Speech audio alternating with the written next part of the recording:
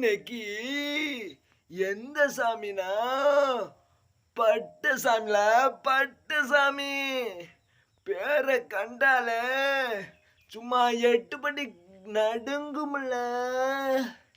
இன்னைக்கு உங்களுக்காண்டி ராசி பலன் சொல்ல வந்திருக்காரு. ராசி பலனு மிகவும் நூலா குறிச்சு வச்சிருக்காரு. விஸ்வராசி அனைவருக்கும் இன்னைக்கு ஒரு கண்டம் உள்ளது. ஆமா, அந்த கண்டத்தில் தப்பிக்கணும்னா இந்த சாமி சொல்லுத செய்யுங்க. கண்டத்தில் ஈஸியா தப்பிச்சிடலாம். ஆமா, இந்த சாமி சொல்வது உண்மை. இந்த கண்டத்தில் தப்பிக்கணும்னா நீங்க ஒரு பரிகாரம் செய்ய வேண்டியதுக்கு.